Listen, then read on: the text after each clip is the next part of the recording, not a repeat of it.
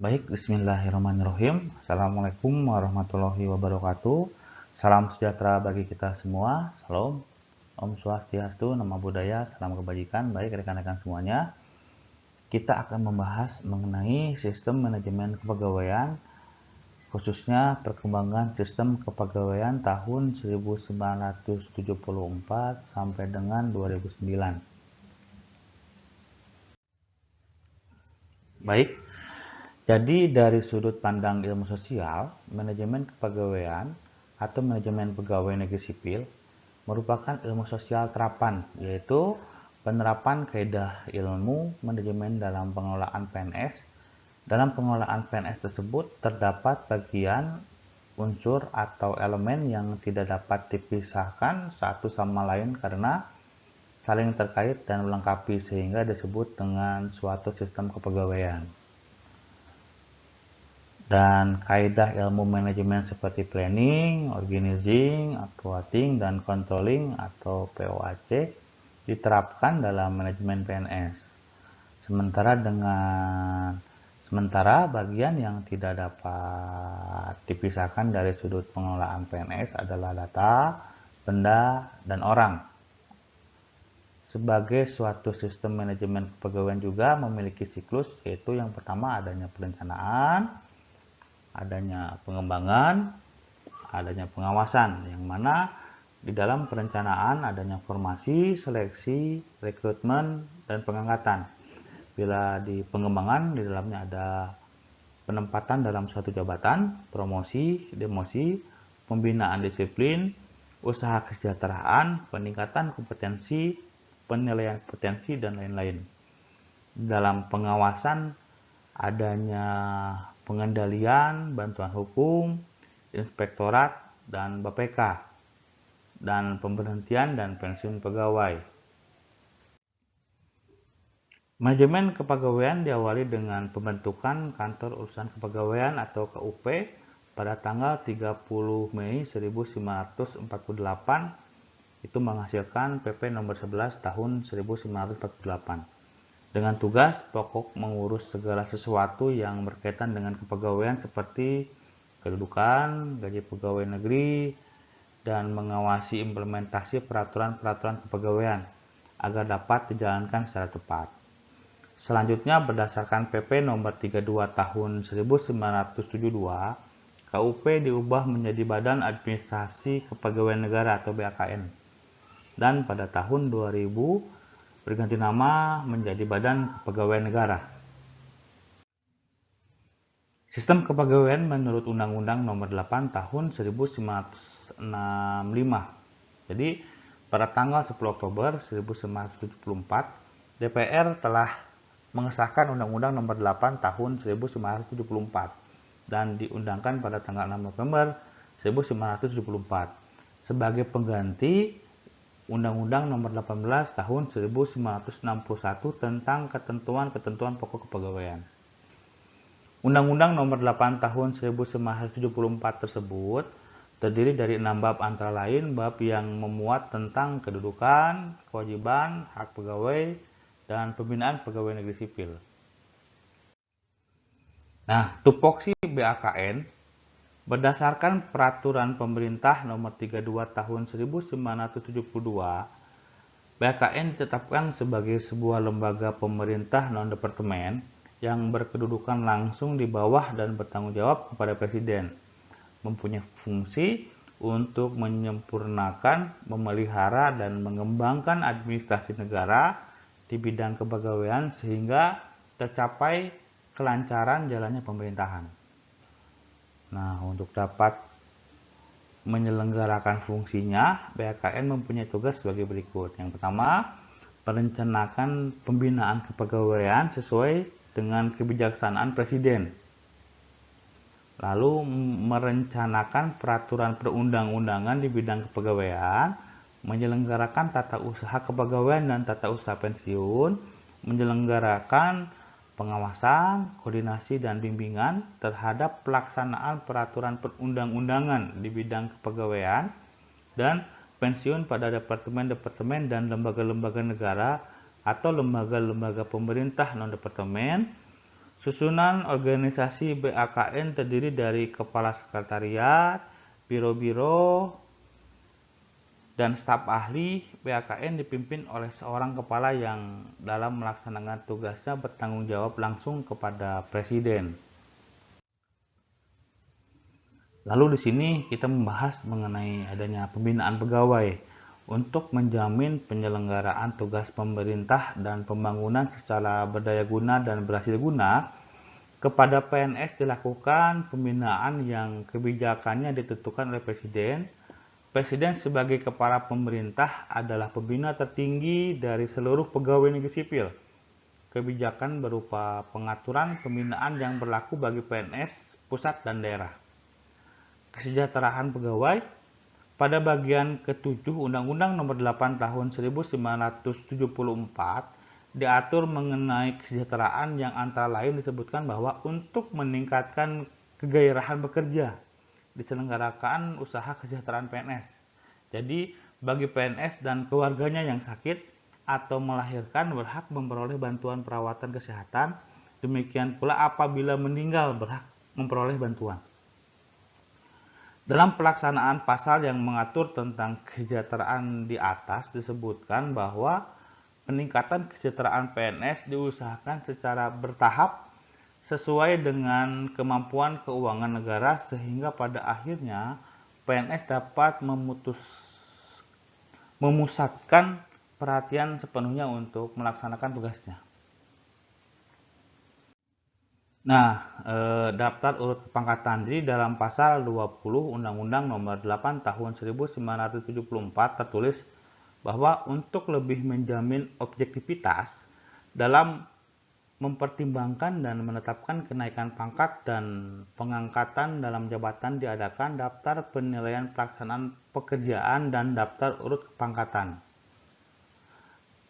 Dalam bab penjelasan disebutkan bahwa ukuran yang digunakan dalam daftar urut kepangkatan adalah ketentuan senioritas. Jadi adanya pangkat, jabatan, pendidikan, atau latihan jabatan, masa kerja, dan umur berdasarkan senioritas.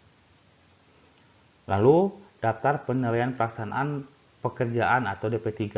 DP3 diadakan untuk lebih menjamin objektivitas dalam mempertimbangkan dan menetapkan kenaikan pangkat dan pengangkatan dalam jabatan. Unsur yang dinilai dalam DP3 antara lain adalah prestasi kerja, rasa tanggung jawab, kesetiaan, prakarsa, disiplin, kerjasama, dan kepemimpinan. Nah, pada awal pemerintah mengatur segala sesuatu tentang PNS, peran, tugas, kewajiban, hak, dan lain-lain. Dengan Undang-Undang Nomor 8 Tahun 1974 tentang pokok-pokok kepegawaian, penekanan pada undang-undang yang disahkan pada 6 November 1974 itu pembinaan pegawai negeri berdasarkan sistem karir dan prestasi kerja. Namun, hingga tahun 1999, pembinaan pegawai negeri sebagaimana disebutkan belum dapat dicapai sesuai dengan yang diharapkan sehingga dilakukan perubahan atas undang-undang tersebut menjadi Undang-Undang Nomor 43 Tahun 1999 yang disahkan pada tanggal 30 September 1999. Dengan Undang-Undang Nomor 43 Tahun 1999 dilakukan perubahan paradigma dari yang semula menggunakan pendekatan tata usaha atau administrasi kepegawaian menjadi manajemen PNS berbasis kompetensi dan prestasi kerja.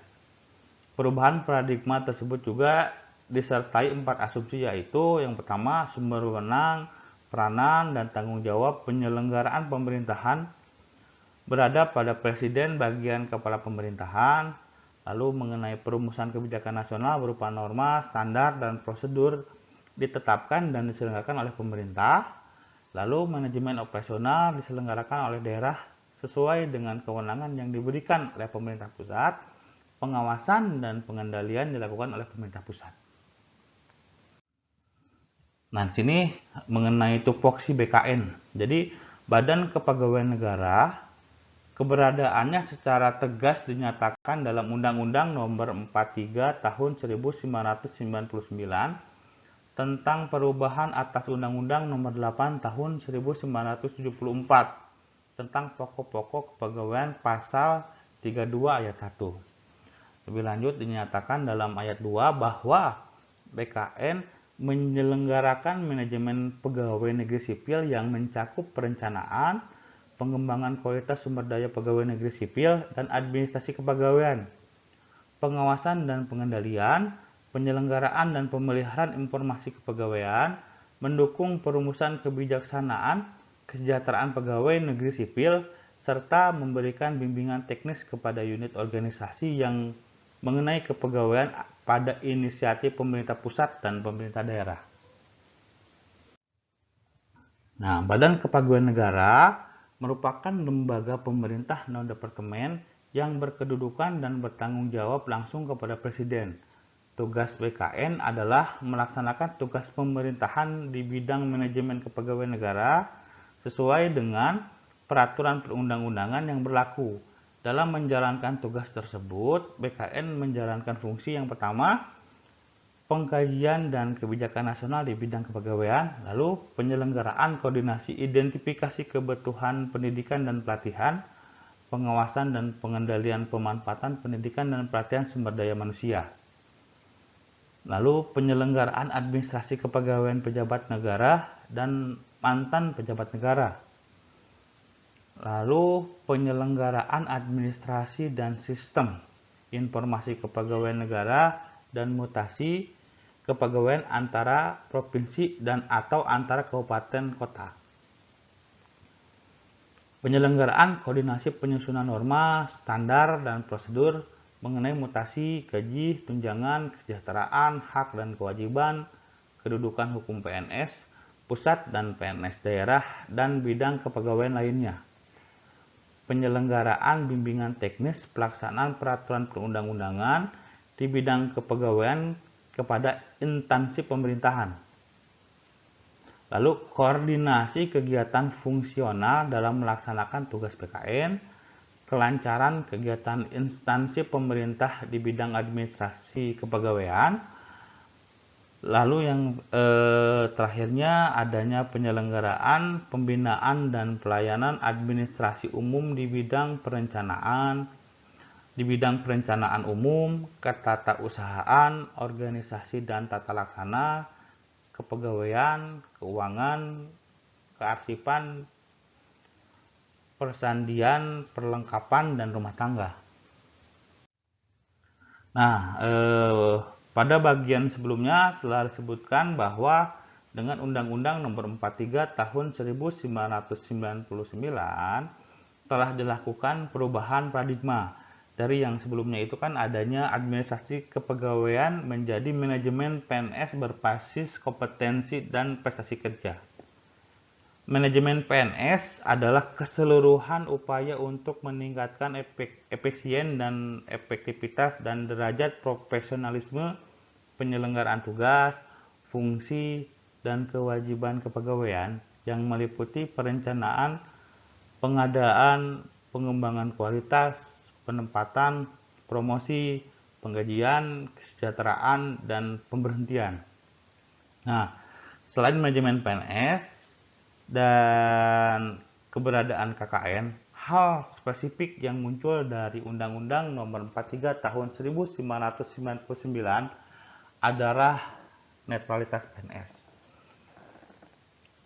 Bahwa pegawai negeri berkedudukan sebagai unsur aparatur negara yang bertugas untuk memberikan pelayanan kepada masyarakat secara profesional, jujur, adil, dan merata dalam penyelenggaraan tugas negara, pemerintah, dan pembangunan.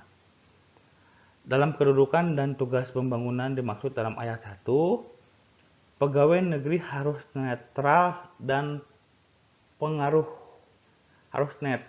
dari pengaruh semua golongan dan partai politik serta tidak diskriminatif dalam memberikan pelayanan kepada masyarakat. Lalu, untuk menjamin netralitas kepegawaian negara sebagai dimaksud dalam ayat 2, pegawai negeri sipil atau pegawai negeri dilarang menjadi anggota dan atau pengurus partai politik.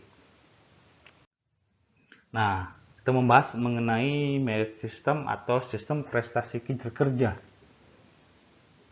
Merit system yang menjadi salah satu tujuan kebijakan pembinaan kepegawaian negara pada pemerintah pasca pemilu 1999 merupakan isu yang senantiasa aktual karena sulitnya cara mewujudkan sistem tersebut.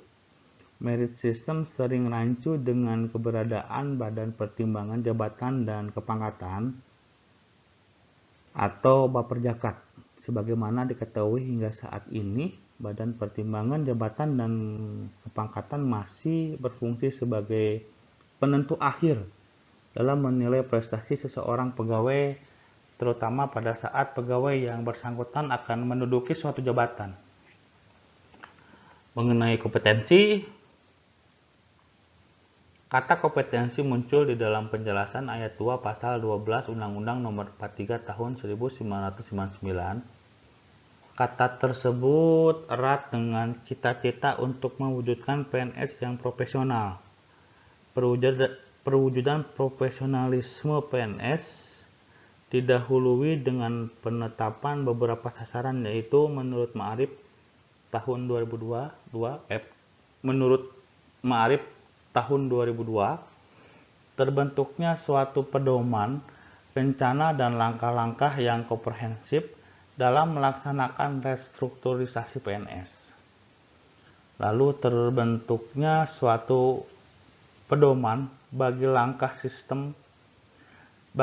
sistematis percepatan pengembangan badan kepegawaian daerah, terbentuknya standar jabatan dan kompetensi dalam pemanfaatan dan penempatan PNS, terbentuknya sistem dan jaringan informasi kepegawaian bagi PNS, lalu terbentuknya suatu lembaga assessment center bagi PNS.